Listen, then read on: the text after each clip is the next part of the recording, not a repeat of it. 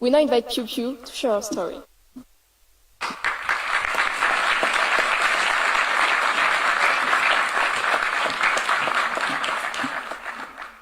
မင်္ဂလာပါ Bonjour à tous. Good afternoon, ladies and gentlemen. I am Piu Piu.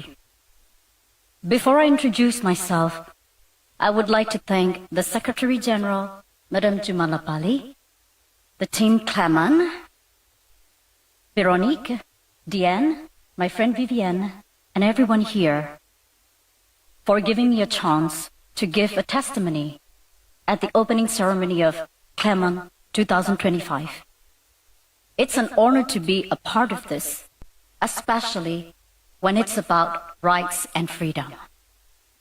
For I come from a country where millions of people don't have basic human rights or have the minimal freedom to discuss about this. I am a celebrity singer-songwriter-performer from Burma and a political refugee in France. Yes, I come from Burma, also known as Myanmar. I guess many of you haven't heard much about it because it's well hidden. Yes, it has been well hidden from the world by the military regime, which ruled it for more than 6 decades. Myanmar is actually the largest continuous land piece in Southeast Asia, rich in natural resources, from gold, jade, ruby, to rare earth, and situated between the two powers, China and India. It is quite the same size as France, with a population of 60 million people. But unfortunately, only 50 million are inside the country. The rest 10 million are displaced outside due to the long history of civil war, political unrest, violations of human rights, lack of freedom, and different kinds of oppression caused by the military rule. And I am one of these 10 million.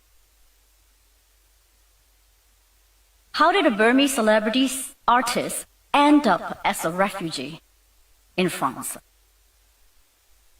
At the dawn of the 1st February 2021, the first day of the parliament of our newly elected democratic government, my country has been seized by the comeback military coup, arresting our president, our state councillor Aung San Suu Kyi, and almost all of the parliament.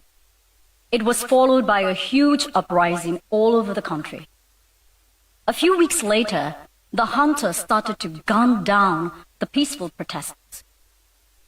I published a song called Tears on my social media with the footages of the violent crackdown of the peaceful protest.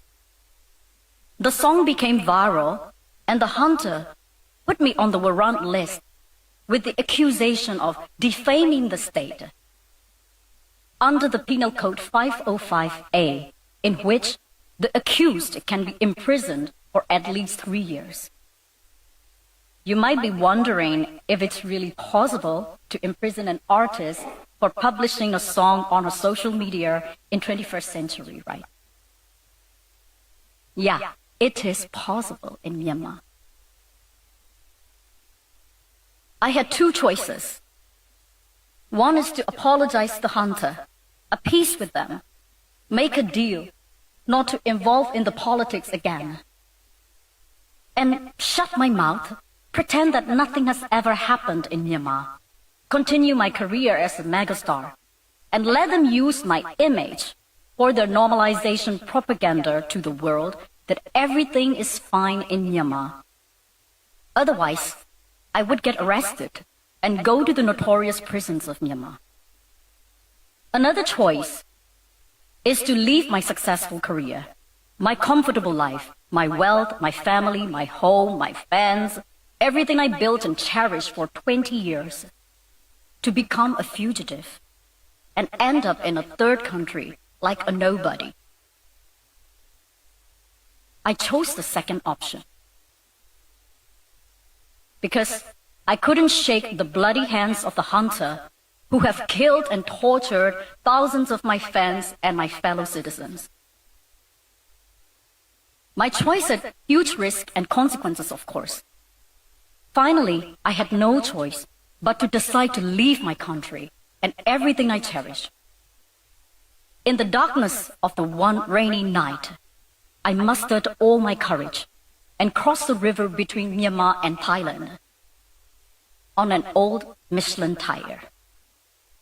Yeah, that Michelin tire. Well, that's how I ended up in Clermont-Ferrand, don't you think so? Well, that was a nightmare for me that night, actually. Then I hid in Thailand for a few more months until I received protection from France. But not everyone was that fortunate. Some of my fellow resistant artists got arrested, some imprisoned, and one famous musician got killed in the frontiers. And one famous hip-hop artist, who is also the member of the parliament, got a capital punishment, and he got executed in prison. That execution was the first in 30 years of our history. And now you might be wondering, what's happening now in Myanmar 4 years after the coup?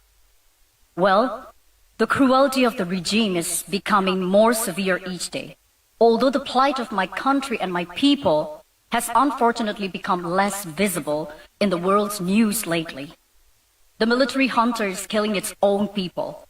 They continue to commit crimes against humanity, targeting civilians, schools, hospitals, places of worship.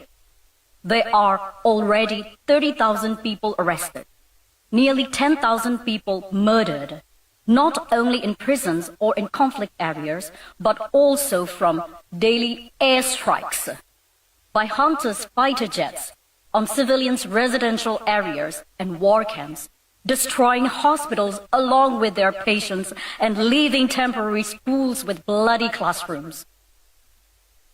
About 3.5 million internally displaced people across the country, and hundreds of thousands of children without access to proper education, healthcare, and vaccination.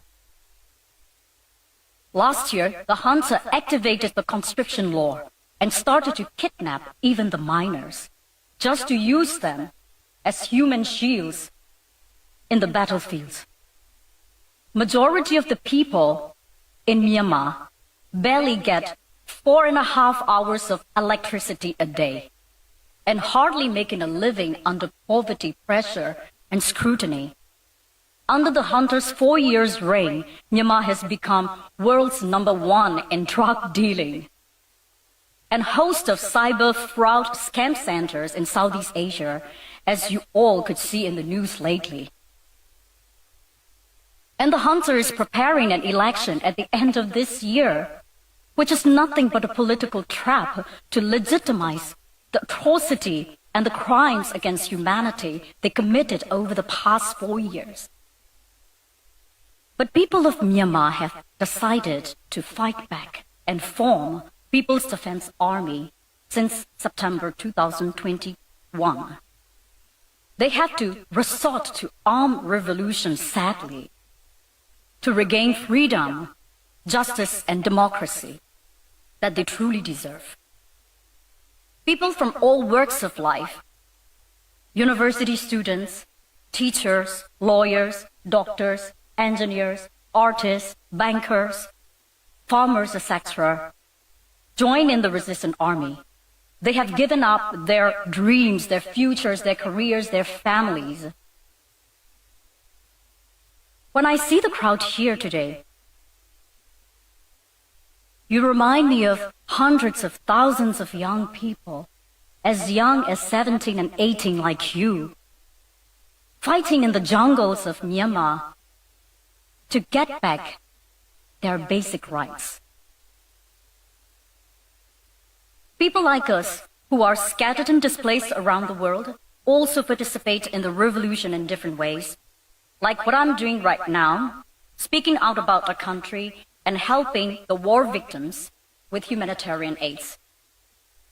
As an exile-resistant artist, I toured around the world since the end of 2024, singing fundraising charity concerts in London, Seoul, Sydney, Melbourne, and Tokyo to support the displaced people in war-torn areas, to unite Myanmar diaspora, and to increase the awareness of our forgotten war in the international scene. As a result of that, 4 months ago, the junta revoked my citizenship. Now I'm not only a nobody, I have no nationality and no citizenship anymore. But that's not gonna stop me. I will continue my fight. I will continue to speak out the truth to raise awareness of our forgotten country and our forgotten war. I will continue to do whatever I can. This chance of my 10 minutes testimony here means so much to me and to my people of Myanmar. Your presence, especially that of young people here, encourages us, and your attention ensures us that we are seen, we are heard, we are recognized, and that we are not forgotten. And I hope one day the peace and justice would return to my country. Thank you very much. Have a wonderful day.